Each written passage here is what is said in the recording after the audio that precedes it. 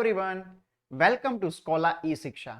આજના વિડિયો લેક્ચરની અંદર આપણે ઇલેક્ટ્રિક ફિલ્ડના મિકેનિક્સ બેઝડ ક્વેશ્ચન ભણવાના છીએ. અને તમને ખબર જ છે કે જ્યાં જ્યાં ફિઝિક્સની અંદર મિકેનિક્સ આવી જાય એ ક્વેશ્ચનોનું લેવલ હંમેશા થોડું અપગ્રેડ તો થાય જ.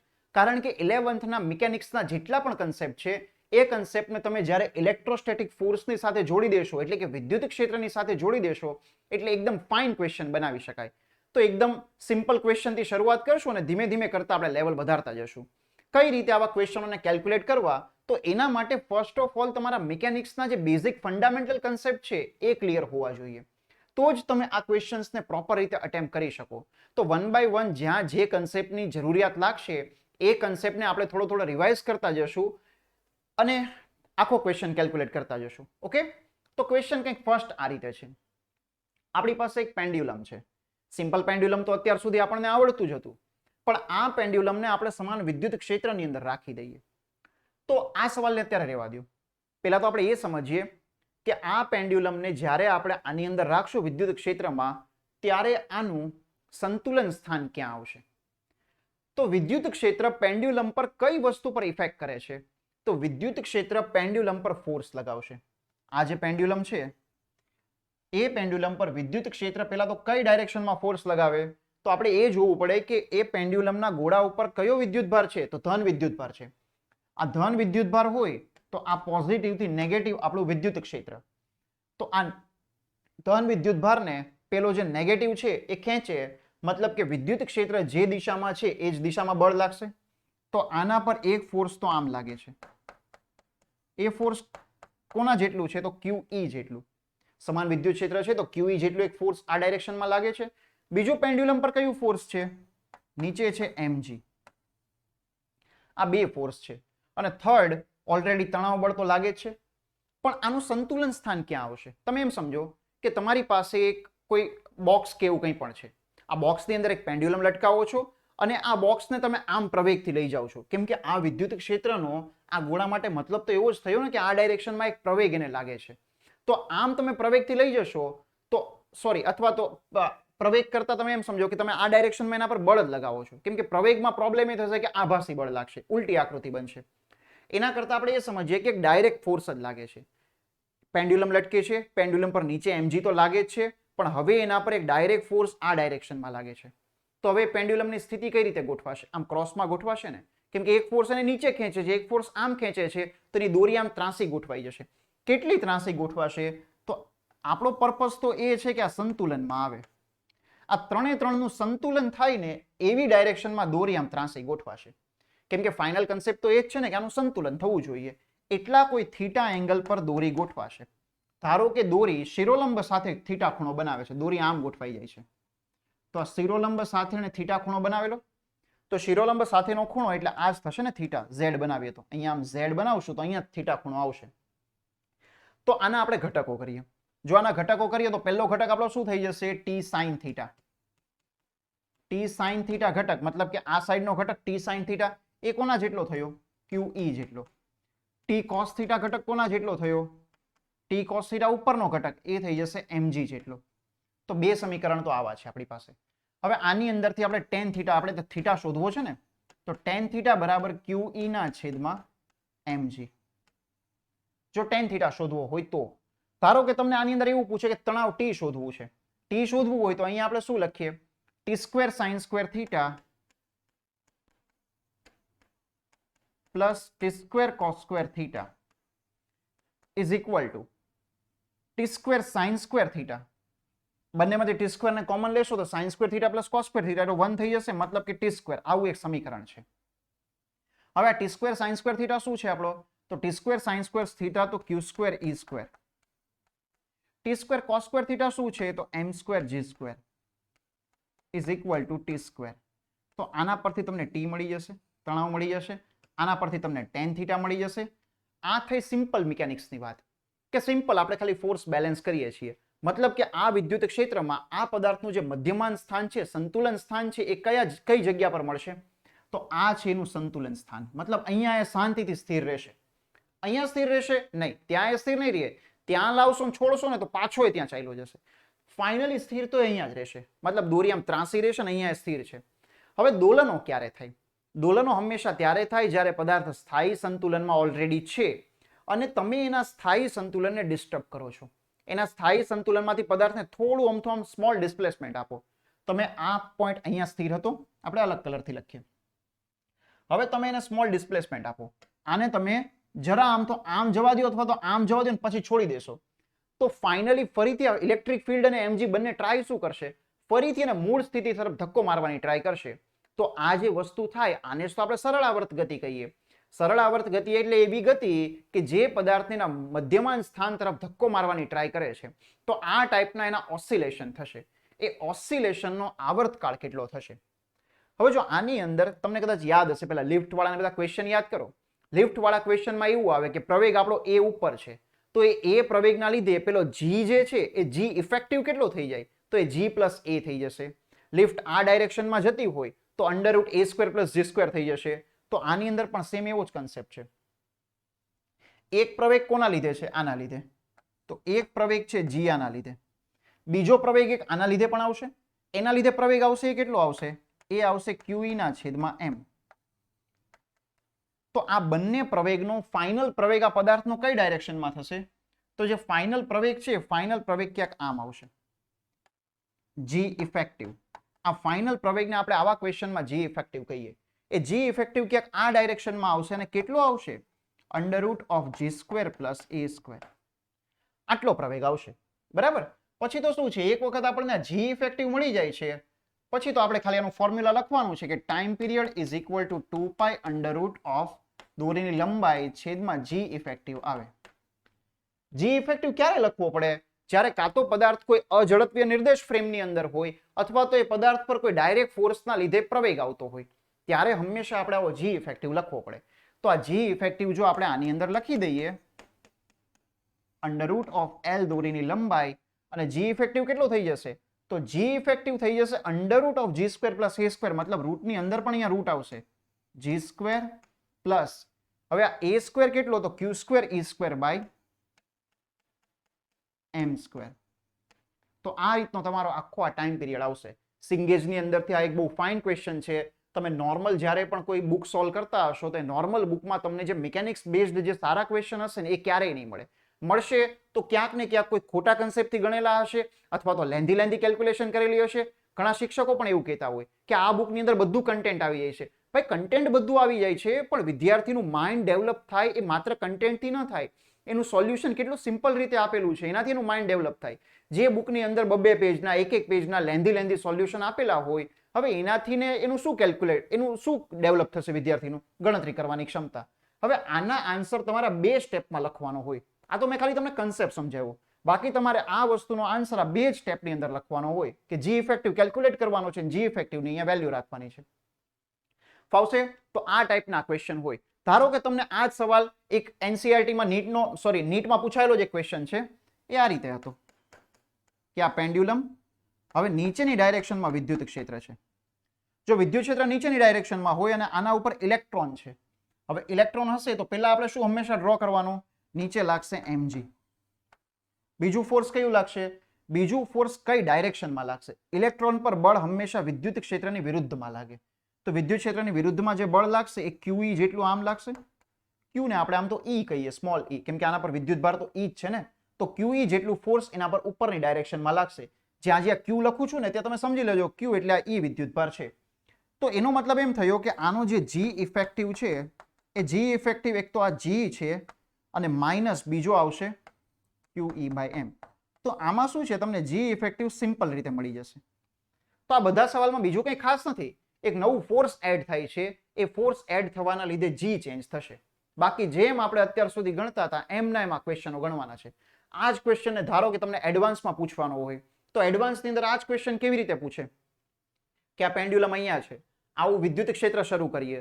હવે આ પોઈન્ટ પર જ્યાં એ સ્થિર છે ત્યાં એને કેટલો વેગ આપવો જોઈએ કે જે વેગના લીધે એની દોરી ઢીલી પડ્યા વગર આખું એક વર્ટિકલ સર્કલ પૂરું કરે.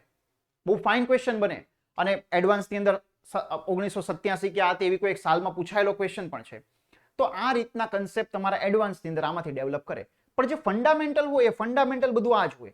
એડવાન્સના ક્વેશ્ચન પણ આપણે એક વખત આખું થ્રુઆઉટ ચેપ્ટર પૂરું થશે પછી એવા ક્વેશ્ચન પણ આપણે થોડા ઘણા સોલ્વ કરશું, 2-3 ક્લાસ એવા પણ લેશું, પણ અત્યારે તમારું ફંડામેન્ટલ સ્ટ્રોંગ હોવું જોઈએ. નેક્સ્ટ ક્વેશ્ચન HC વર્માની અંદરથી પણ એક બહુ ફાઇન ક્વેશ્ચન છે કે ધારો કે આપણી પાસે એક સ્પ્રિંગની સાથે m દળનો પદાર્થ જોડેલો હતો અને અહીંયા એ સ્થિર છે. હવે આપણે શું કર્યું, સ્પ્રિંગ એની નેચરલ લેન્થની અંદર મતલબ કે મૂળ સ્થિતિની અંદર છે. હવે આપણે અચાનક એક વિદ્યુત ક્ષેત્ર સ્ટાર્ટ કરીએ છીએ. આ વિદ્યુત ક્ષેત્ર સ્ટાર્ટ કરવાના લીધે જે સરળ આવર્ત ગતિ થશે એ સરળ આવર્ત ગતિનો આવર્તકાળ કેટલો થશે આ આપણે શોધવું છે. હવે આપણે આની અંદર આવર્તકાળ નહીં, જેટલી પણ વસ્તુ પોસિબલ હોય ને એ બધું આપણે શોધીએ. જો પહેલા તો આ સવાલને આપણે સમજીએ.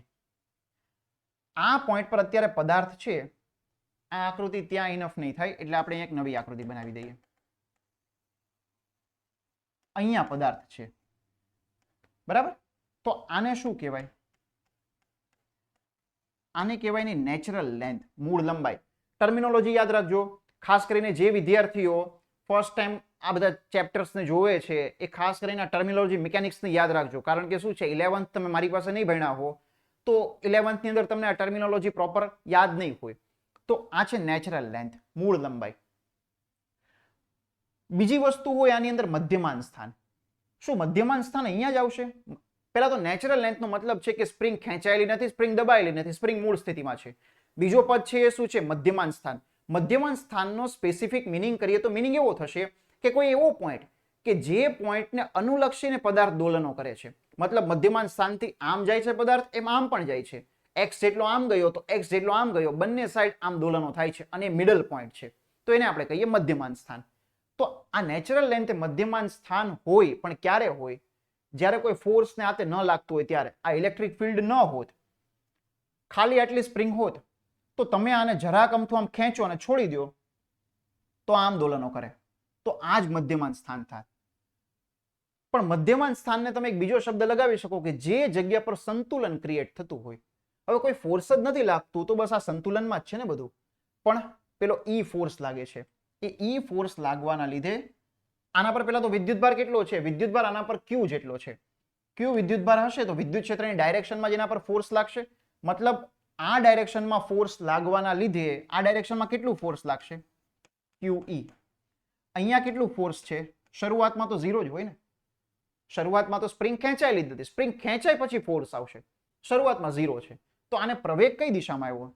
પ્રવેગ આ ડાયરેક્શનમાં આવ્યો, મતલબ આ ડાયરેક્શનમાં જવાની શરૂઆત કરશે. પણ જેવો આ બ્લોક આમ ખસવાની શરૂઆત કરશે એટલે સ્પ્રિંગ ખેંચાવા લાગશે, અને સ્પ્રિંગ ખેંચાય એટલે kx વધતો જશે. કોઈ એક પોઈન્ટ એવો આવશે જે અહીંયા આવશે, જે પોઈન્ટને આપણે કહીએ મીન પોઝિશન, મધ્યમાન સ્થાન, કે જે પોઈન્ટ પર આ આકૃતિની અંદર આ QE અને આ સાઈડ લાગતો kxm લખીએ. એમ કેમ? એમ મધ્યમાન સ્થાન દર્શાવવા માટે છે. તો આ QE અને આ kxm બંને સરખા થઈ જશે. આ પોઈન્ટ પર શું થઈ જશે કે આ QE બરાબર kxm થઈ જશે, કેમ કે આ એક જ ફોર્સ છે ને જે સ્પ્રિંગને ખેંચે છે. તો આ xm કેટલો હશે? QE ના છેદમાં k. તો અહીંયા શું 0 થયું? આ પોઈન્ટ પર બળ 0 થવાના લીધે પ્રવેગ 0 થયો, કેમ કે બળ બેલેન્સ થયું ને. તો બળ 0 થવાના લીધે એનો પ્રવેગ 0 થશે. ત્યાં વેગ 0 થશે? વેગ 0 નહીં થાય. વેગ કેમ 0 નહીં થાય? જો આપણે સમજીએ. વેગ શોધવા માટે હંમેશા શું કરવાનું? પ્રવેગ શોધવા માટે હંમેશા શું કરવાનું? ન્યૂટનના ગતિના નિયમો યાદ કરવાના, એના આધારે જ સિસ્ટમને સોલ્વ કરવાની. વેગ કેલ્ક્યુલેટ કરવા માટે હંમેશા શું કરવાનું? વેગ કેલ્ક્યુલેટ કરવાની સિમ્પલ મેથડ છે work power energy. Work power એનર્જીથી જ આવા સવાલમાં વેગ સિમ્પલ કેલ્ક્યુલેટ થાય. તો જો આ પોઈન્ટથી આ પોઈન્ટ સુધી આપણે વર્ક એનર્જી થિયરમ લગાવીએ તો work done is equal to delta કે પ્લસ ડેલ્ટા યુ. સ્થિતિ ઉર્જા તો અત્યારે અહીંયા કઈ આપણને ખબર જ નથી, સ્થિતિ ઉર્જાને થોડી વાર જવા દો. સ્થિતિ ઉર્જાને અત્યારે આપણે કાર્યની અંદર જ ગણી લેશું. આ સવાલને સ્થિતિ ઉર્જાના કન્સેપ્ટથી પણ ગણી શકાય, પણ એ અત્યારે આપણને કંઈ આવડતું નથી. હજુ શીખી લેશું પછી આવડશે. કાર્ય કેટલું થયું? તો વિદ્યુત ક્ષેત્ર કેટલું કાર્ય કરે છે? તો QE જેટલું ફોર્સ લગાવે છે. સ્થાનાંતર કેટલું કરાયું બ્લોકનું અહીંથી અહીંયા સુધી? તો બ્લોકનું સ્થાનાંતર થયું xm જેટલું. ઇઝ ઇક્વલ ટુ ગતિ ઉર્જા. ધારો કે અહીંયા તો વેગ 0 હતો, હવે અહીંયા વેગ ધારો કે કંઈક v છે. ઘણા વિદ્યાર્થીઓ એવું જ સમજે કે મહત્તમ મધ્યમાન સ્થાન આવી જાય તો ત્યાં વેગ 0. ત્યાં વેગ 0 ન હોય, ત્યાં વેગ મહત્તમ હોય. ત્યાં વેગ v જેટલો છે, ત્યાં મહત્તમ હોય એટલે આપણે એને vm કહી દઈએ. બરાબર. તો ત્યાં ગતિ ઉર્જા કેટલી છે? અંતિમ ગતિ ઉર્જા તો હાફ એમ વીએમ સ્ક્વેર અને પ્રારંભિક તો 0. સ્થિતિ ઉર્જાનો તો કંઈ કામ જ નથી. હવે અહીંયા આપણે કેલ્ક્યુલેટ શું કરવાનું છે? આપણે અહીંયા કેલ્ક્યુલેટ એ કરવું છે કે ત્યાંનો વેગ કેટલો છે. તો VM is equal two under root of 2QE, આ 2QE આ છેદમાં m, અને આ xm કેટલો છે? તો xm પણ આપણી પાસે અહીંયા છે જ, QE ના છેદમાં k. તો આનું તમે જ્યારે સાદુરૂપ આપો તો કંઈક આવું થશે, 2q² e સ્ક્વેર ના છેદમાં mk. તો આ થયો મહત્તમ એનો વેગ. કેમ ત્યાં મહત્તમ વેગ છે? આખી સિસ્ટમ સમજતા જજો, કેમ કે પછી તમને એની અંદરથી કંઈ પણ પૂછી શકે તો બધું તમને આવડશે. આખી સિસ્ટમ ક્લેરિટી હોવી જોઈએ કે એક પોઈન્ટ પર વેગ 0 હતો, પછી આ ડાયરેક્શનમાં એક બળ લાગ્યું, બળ અચળ છે, બળ ધીમે ધીમે કરતા આમ લાગતું જાય છે, પણ જેમ જેમ આ સ્પ્રિંગ ખેંચાતી જાય છે એમ પેલો kx પણ વધતો જાય છે, પણ હજુ kx એટલો નથી થયો કે આ બળના મૂલ્ય જેટલો કહેવાય. જે પોઈન્ટ પર kx અને આ બળ બંનેનું મૂલ્ય સરખું થઈ જશે, QE બરાબર kxm, એ પોઈન્ટ પર આવશે મધ્યમાન સ્થાન. ત્યાં સુધી અહીંથી અહીંયા સુધી પદાર્થને પ્રવેગ હતો, કારણ કે જો પ્રવેગ કેટલો હતો અહીંયા, QE by m પ્રવેગ થાય ને અહીંયા, QE minus 0 ના છેદમાં m, અને અહીંયા પ્રવેગ 0 થયો. તો પ્રવેગ બદલાય છે. સરળાવર્ત ગતિમાં એવું જ હોય ને, પ્રવેગ પણ બદલાતો હોય. અહીંયા પ્રવેગ મહત્તમ છે, પ્રવેગ મહત્તમથી 0 થયો. ભલે મહત્તમથી 0 થયો પણ પ્રવેગ તો હતો ને, અને પ્રવેગ હશે મતલબ એને વેગ આવશે. વેગ આ પોઈન્ટ પર મહત્તમ થયો.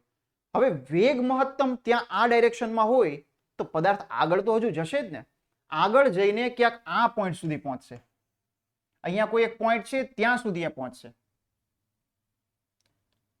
અહીંયા આપણે શું કર્યું હતું? આ 1 પોઝિશન અને આ 2 પોઝિશનની વચ્ચે એનર્જી કન્ઝર્વેશન કરેલું હતું. હવે એ પોઈન્ટ આ 3 નંબરની પોઝિશન સુધી પહોંચશે, જે બ્લોક છે, અને ત્યાં એનો વેગ 0 થશે, અને જ્યાં પદાર્થનો વેગ 0 થાય ત્યાંથી એ પદાર્થ પલટી મારી અને રિટર્ન આવે, અને આ રીતે આની આખી આમ SHM થયા રાખશે. હવે આ SHM નું મધ્યમાન સ્થાન કયું થયું? શું આ મધ્યમાન સ્થાન છે? નહીં, એ નેચરલ લેન્થ છે, એની મૂળ લંબાઈ છે. એનર્જી કન્ઝર્વેશન કરતી વખતે x હંમેશા ક્યાંથી ગણાય? x હંમેશા મૂળ લંબાઈ પરથી જ ગણાય. પણ મધ્યમાન સ્થાનનો રોલ શું હોય? મધ્યમાન સ્થાનની આજુબાજુ પદાર્થના આમ દોલનો થતા હોય. તો કદાચ તમને ડાયરેક્ટ જો કન્સેપ્ટ ખબર હોય તો અહીંયા તમે ડાયરેક્ટ કન્સેપ્ટથી પણ ગણી શકો. ડાયરેક્ટ કન્સેપ્ટ શું છે? અહીંયા ડાયરેક્ટ કન્સેપ્ટ એટલો છે કે આ અંતર જેટલું હોય ને એટલું જ અંતર આ હોય. કેમ કે મધ્યમાન સ્થાનની ડેફિનેશનનો મિનિંગ જ એ છે કે આ સાઈડ x જેટલો જાય છે પદાર્થ, તો આ સાઈડ પણ x જેટલો જ જશે.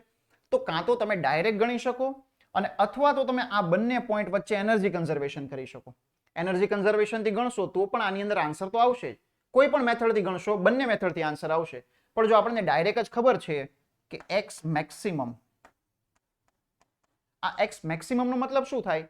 x મેક્સિમમ મતલબ સ્પ્રિંગ વધુમાં વધુ કેટલી ખેંચાશે, તો x maximum is equal two 2xm થઈ જશે. અને 2xm તો એનો આન્સર થઈ જશે 2QE ના છેદમાં m. ધારો કે તમને આમાં સવાલમાં એવું પૂછે કે આ સરળ આવર્ત ગતિ થાય છે, તો આ સરળ આવર્ત ગતિનો કંપ વિસ્તાર કેટલો છે? તો કંપ વિસ્તાર શું હોય? મધ્યમાન સ્થાનથી અંત્ય બિંદુ સુધીનું અંતર. મધ્યમાન સ્થાનથી અંત્ય બિંદુ સુધીનું અંતર મતલબ કે કંપ વિસ્તાર એ QE by m જેટલો જ આવશે ને. તો આ થયો એનો કંપ વિસ્તાર.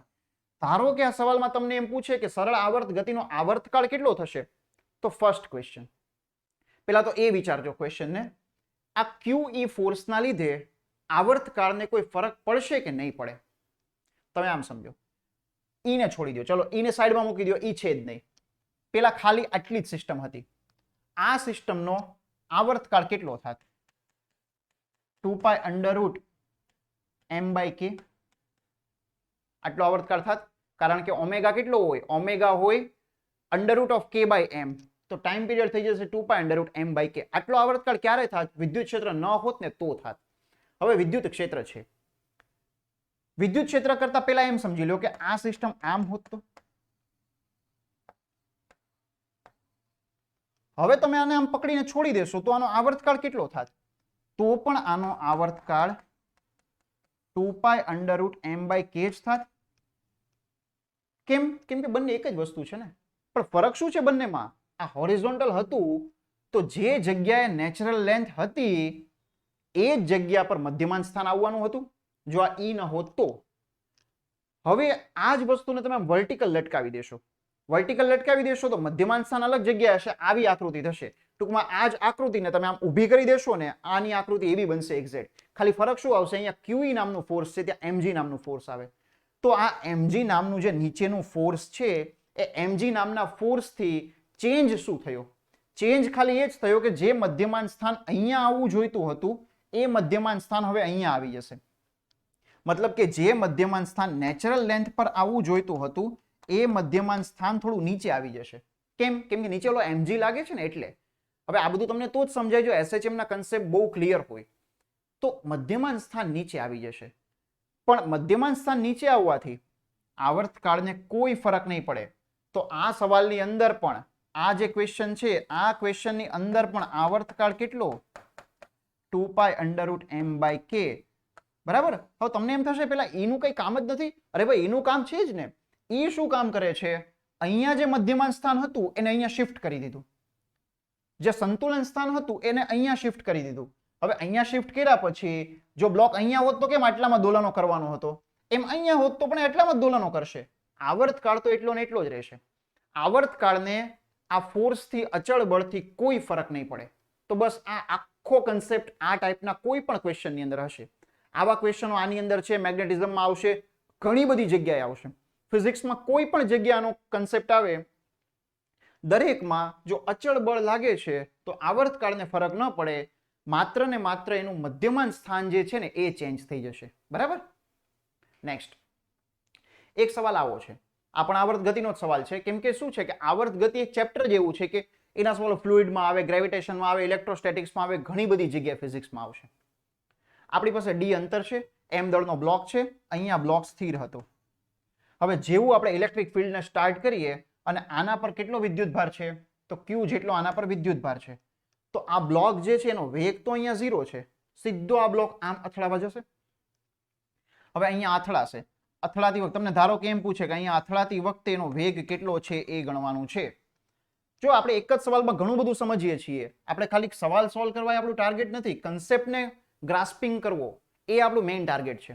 તો આ પોઈન્ટ પર વેગ 0 છે ને અહીંયા વેગ શોધવો છે, તો આપણે વર્ક એનર્જી થિયરમ લગાવીએ કે વર્ક બરાબર ડેલ્ટા કે પ્લસ ડેલ્ટા યુ. આમાં પણ ડેલ્ટા યુ આપણે શો માટે લખીએ છીએ. ડેલ્ટા યુ નું અહીંયા ખરેખર આપણને કંઈ કામ નહીં પડે, કેમ કે હોરિઝોન્ટલ પ્લેન પર જ વાત થાય છે. સ્થિતિ ઉર્જા કંઈ બદલાતી નથી અને ઇલેક્ટ્રોસ્ટેટિક સ્થિતિ ઉર્જા એ આપણે હજી ભણ્યા નથી, તો એને આપણે કાર્યમાં જ લઈ લેશું. કઈ રીતે? કાર્ય આ પોઈન્ટથી આ પોઈન્ટ સુધી પહોંચવા માટે પહેલા તો ફોર્સ કેટલો આના પર લાગે છે? ફોર્સ QE જેટલું લાગે છે. આ QE જેટલું ફોર્સ કાર્ય કેટલું કરશે? QE into displacement D is equal to delta કે કેટલો છે? તો ત્યાં આવશે અંતિમ ગતિ ઉર્જા હાફ mv². પ્રારંભિક તો 0, સ્થિતિ ઉર્જા લખવાનું કંઈ કામ નથી. તો વેગ કેટલો આવી ગયો? વેગ બરાબર √2QED ના છેદમાં m. આટલા વેગથી ત્યાં અથડાશે. જો પાછું ફરીથી તમને એ પણ લખીને આપેલું છે, અથડામણ છે સ્થિતિસ્થાપક છે. હવે અથડામણ દિવાલની સાથે થતી હોય અને સ્થિતિસ્થાપક હોય તો દળો જેટલા વેગથી અથડાય એટલા જ વેગથી પાછો જાય. મતલબ v વેગથી અથડાશે અને એક્ઝેક્ટ ફરીથી v વેગથી આમ રિટર્ન આવશે. હવે આ સવાલ ફરીથી આખો ઉલટો થઈ ગયો કે અહીંયા વેગ છે પણ ઇલેક્ટ્રિક ફિલ્ડ તો આમનું આમ જ છે ને. હવે ઇલેક્ટ્રિક ફિલ્ડ, અત્યાર સુધી ઇલેક્ટ્રિક ફિલ્ડ શું કરતું હતું? એને ધક્કો મારીને વેગ આપતું હતું. હવે ઇલેક્ટ્રિક ફિલ્ડ શું કરશે? એના વેગને અટકાવશે, એના વેગની વિરુદ્ધ દિશામાં બળ લગાવશે. તો ફરીથી આ પદાર્થ અહીંથી અહીંયા સુધી પહોંચે ને ત્યારે એનો વેગ ફરીથી 0 થઈ જશે. તો હવે આખી ગતિ કેમ ચાલશે? 0 v v 0. આટલામાં આમ ગતિ થયા રાખશે એની. તો એનો જવાનો સમય અને એનો આવવાનો સમય, આટલાને જ આપણે આ ગતિનો આવર્તકાળ કહીએ. થશે આ સરળ આવર્ત ગતિ. પણ સરળ આવર્ત ગતિ કેવી છે? આનું મધ્યમાન સ્થાન ક્યાં હશે? આ સરળ આવર્ત ગતિ થાય છે તો આ સરળ આવર્ત ગતિનું મધ્યમાન સ્થાન ક્યાં હશે? આ સવાલને પેલા સ્પ્રિંગ વાળા સવાલની જેમ નહીં ગણતા. એનું કારણ શું છે? સ્પ્રિંગ વાળા સવાલમાં આમ સરળ આવર્ત ગતિ થતી હતી. હવે અહીંયા સરળ આવર્ત ગતિ થાય છે તો ફર્સ્ટ ઓફ ઓલ આપણે એ ચેક કરવું પડે, કેમ કે આ જે સવાલ જે બુકની અંદર છે ને તે અહીંયા ક્વેશ્ચન માર્ક છે. જો સવાલમાં શું લખ્યું છે? આવર્ત ગતિ. તો ફર્સ્ટ સવાલ તો એ થવો જોઈએ કે આ સરળ આવર્ત ગતિ થાય છે. સરળ આવર્ત ગતિનો કન્સેપ્ટ શું છે? સરળ આવર્ત ગતિ ત્યારે થતી હોય જ્યારે f ચલે છે -x થાય. જ્યારે જ્યારે તમે આ વસ્તુ સાબિત કરી શકો ત્યારે હંમેશા સરળ આવર્ત ગતિ થતી હોય. જો આપણે આ પદાર્થને અહીંયાથી x જેટલું સ્થાનાંતર આપીએ. હવે જે જગ્યા પર છે ત્યાં એના પર કયું ફોર્સ લાગે છે? ત્યાં એના પર એક જ ફોર્સ લાગે છે, આ E, QE, આ ફોર્સ લાગે છે. આ ફોર્સને આ x ની સાથે કોઈ મતલબ છે? કોઈ એટલે કોઈ મતલબ નથી. તો એક વસ્તુ ક્લિયર છે કે આ માત્ર આવર્ત ગતિ છે,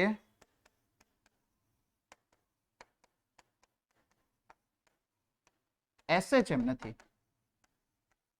કેમ SHM નથી? કેમ કે F ચલે છે -x, તો ક્યાં આવતું જ નથી. તો આ વસ્તુ SHM નથી, માત્ર ને માત્ર આવર્ત ગતિ છે. માત્ર ને માત્ર આવર્ત ગતિ છે એનો મતલબ શું થયો કે એક સ્થાન પરથી જાય છે, અથડાય પાછો આવે, અથડાય પાછો આવે, આટલામાં ફિક્સ ટાઈમ પીરિયડમાં ગતિ થયા રાખે છે. ટાઈમ પીરિયડ બદલાતો નથી. ટાઈમ પીરિયડ એટલે કે આવર્તકાળ બદલાતો નથી, એટલે આવર્ત ગતિ છે. હવે આવર્ત ગતિ છે એનો ટાઈમ પીરિયડ ગણવો છે તો અહીંયા આપણને કોઈ રેડીમેડ ફોર્મ્યુલા કામ નહીં આવે, કેમ કે આ SHM તો છે જ નહીં. અહીંયા કયા ફોર્મ્યુલા જોશે? તમારે અહીંથી અહીંયા પહોંચવાનો સમય શોધવાનો અને અહીંથી ફરીથી અહીંયા આવવાનો સમય, એ તો બે સરખા થશે ને. દડાનો ઉપર જવાનો સમય સ્થિર થશે, સ્થિર થઈને નીચે આવવાનો સમય સરખા જ થાય. એવો જ કંઈક લોજિક અહીંયા છે કે એકના એક પ્રવેગથી બંને વસ્તુ થાય છે, તો જે એનો અહીંથી અહીંયા પહોંચવાનો સમય છે એટલો જ સમય એનો અહીંથી ફરીથી અહીંયા આવવાનો સમય હશે. બંને સમય સરખા છે.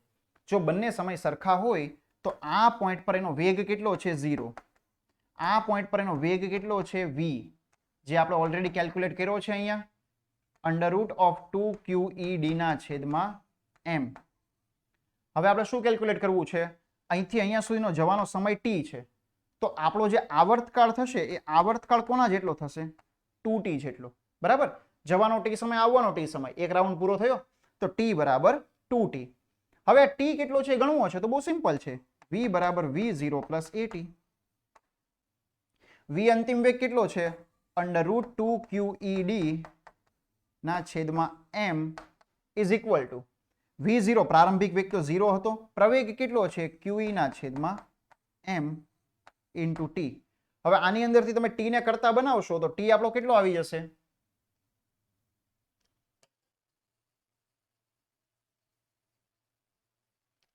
જો આપણે અહીંથી t ને કરતા બનાવીએ તો t આપણો થઈ જશે, અહીંથી આ QEM ગયા, અહીંથી પણ અડધા અડધા QEM ગયા એટલે અહીંયા વર્ગમૂળ એક આવી જશે એક ટાઈપનો.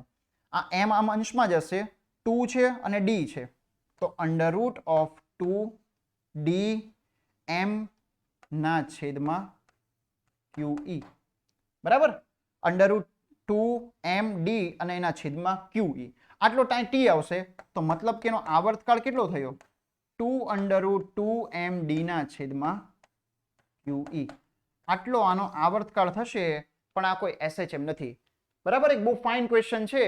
આ રીતના ક્વેશ્ચન્સ જેટલા મેક્સિમમ સોલ્વ કરશો એટલું તમારું 11th પણ પ્રોપર રીતે તૈયાર થતું જશે. એટલા માટે અમે આ ચેપ્ટરને બહુ સ્લો અને શાંતિથી ભણાવ્યું, કારણ કે આ એવા ચેપ્ટર છે કે જે ચેપ્ટરની અંદર મિકેનિક્સ હવે લાસ્ટ વખત તૈયાર થવું હોય તો થશે. જો મિકેનિક્સ આ ચેપ્ટર પછી પણ તૈયાર ન થાય તો પછી હવે આગળ ફિઝિક્સની અંદર જે બધું આવવાનું છે એ બધું આના બેઝડ જ આવશે. મેગ્નેટિઝમ ભણશો, EMI ભણશો, બધામાં કંઈક ને કંઈક આવું જ આવશે. એમાં પણ ખાસ કરીને મોડર્ન ફિઝિક્સ ભણશો ત્યારે અડધું તો મિકેનિક્સ જ ચાલતું હોય સાથે.